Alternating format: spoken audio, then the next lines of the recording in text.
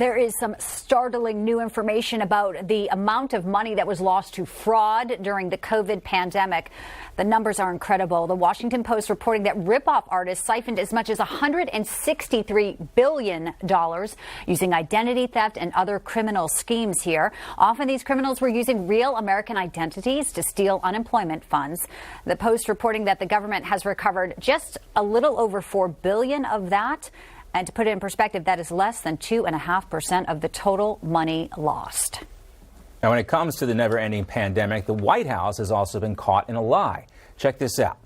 In a tweet late last week, the White House claimed that when President Biden took office, millions were unemployed and there was no vaccine available. However, that is not true, of course, and even the president had gotten a shot at it. I think he actually had two at that point. The very next day, the White House pulled back that statement, tweeting, quote, "We previously misstated that vaccines were unavailable in January of 2021. We should have said that they were not widely available. Vaccines became available shortly before President Biden came into office." Now, since then, he's responsible for fully vaccinating over 200 million people. Makes it sound like he did it himself. Now, to discuss this and more, let's bring in our panel. Managing editor for Red State, Kira Davis, is back with us. Great to see you, Kira. We also have post-millennial writer and host of News Talk 570, Ari Hoffman. You may have heard of the Ari Hoffman Show before. Also with us, Dan O'Donnell, host of the Dan O'Donnell Show on News Talk 1130 in Milwaukee. Panel, great to have everyone here. Now, let's begin with the lies tweeted by the White House last week. They had to take it back. And a hat tip to Jake Tapper on CNN. He actually asked Dr. Fauci about this, and let's take a listen to the exchange. You know, Jake, I'm sorry. I can't explain every tweet that comes out. So you're talking to the wrong person. I wasn't involved in the tweet. I just can't explain it. Sorry. Yes, and certainly you would agree that there was vaccine available before Joe Biden became president. Yeah, of course. I mean, he got vaccinated and others got vaccinated. So, I mean, I think from a pure accuracy, that's not a correct statement. But, I mean, you know, it just went out. I'm sorry. There's nothing I could do about that, Jake. Here, is Dr. Fauci sniffing glue or something? Why is he so giddy about this lie from the White House? That seems to be the MO for awkward conversationalists in this administration. I mean, that's Kamala Harris's MO, right? Yeah. Every time she gets to the gym, it's like, you know, and that's what you do when you're nervous. You have that nervous giggle. But this just goes to show us that the White House has nothing to run on. They have absolutely no accomplishments to run on. The only thing that they can run on is rhetoric. And a lot of Americans voted for rhetoric in 2020. And I think we're starting to experience, well, I know we're starting to experience the consequences of voting for rhetoric. Mm-hmm. And I think a lot of Americans are realizing, whoa, rhetoric doesn't put food on your table or gas in the car. So this is a sign of desperation to me. And every day it smells more desperate, as evidenced by Fauci's weird laughter there. We all know how much Dr. Fauci loves himself and why someone like him would stay in this position for so long. Here's more evidence to that. We are learning that the National Institutes of Health gave out $30 billion worth of government grants to nearly 56,000 contractors. And according to a report from Open the Books, a large portion of taxpayer money going to fund research, also to royalty payments as well.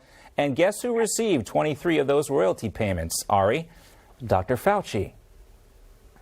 No surprise at all. I mean, let's not forget that what he's really worried about is that red light on the camera turning off and him becoming completely irrelevant. Then he won't get his invitations to the Met Gala anymore, not get to hang out with all the celebrities. And of course, he wants his little nest egg for retirement, because now he's saying, oh, well, he's not going to stick around if Donald Trump comes back to office. And I got to say, that's one more reason to vote for Donald Trump again. I mean, Dr. Fauci, his whole thing has been flip-flopping back and forth, back and forth, back and forth. He's worried about the Biden administration getting mad at him. Don't forget how quick he was to come out anytime he thought Donald Trump tweeted something inaccurate. He would slam it. He would demean it.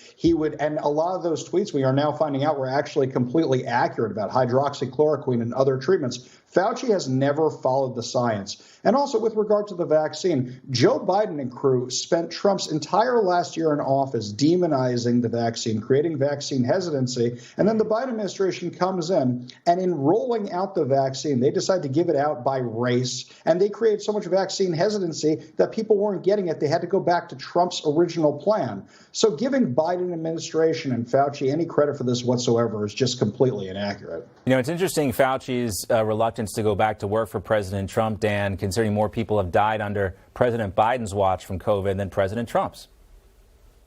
And it's not just in terms of total numbers. If you look at the number of COVID deaths per day, it's actually greater under Joe Biden, even with the widespread availability of vaccine. Look, I think we're all missing something. The real reason that Fauci is already coming out and saying he wouldn't go back to work for Donald Trump, it's because he wouldn't have a job under Donald Trump. The second Trump is inaugurated, if that happens on January 20th, 2025. You don't think one of the first things he's going to do is say, Dr. Fauci, you're fired? Of course he is. Fauci is just breaking up with Trump before Trump can break up with Fauci. That's a good way of putting it. You can't fire me. I quit, Dr. Fauci says, even though he's, anyway. All right, let's get to Kamala Harris here. Kira mentioned this before, and let's all work together to figure out what she's talking about when she was discussing climate change recently at the Association of Southeast Asian Nations. Listen to this. We will work together and continue to work together to address these issues, to tackle these challenges, and to work together as we continue to work operating from the new norms, rules, and agreements that we will convene to work together on to galvanize global action. With that, I thank you all. This is a matter of urgent priority for all of us, and I know we will work on this together. That's like a scene from The Office or even Veep, Kira. What just happened? Well, what you're witnessing with Kamala Harris, I've said this over and over again, is California politics at play. Now, you can turn on our governor here in California, Gavin Newsom, any day of the week, hear him talking, and you'll get the exact same word salad. He says a lot of words while saying absolutely nothing. It's actually impressive, but that is the California way, because there's no one to push back here.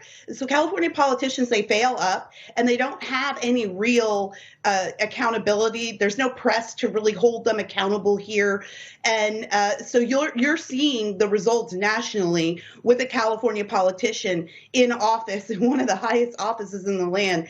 And I got to say, I am not sure who is writing VP Harris's speeches, but that person needs to be fired immediately. And if she's writing her own speeches, she should probably be fired. It's literally the worst thing I've ever seen. I don't believe, nobody could be that bad at that level working for the vice president. I just believe she has a hard time. She doesn't prepare for her speeches, and so she's probably just got lost in her notes there.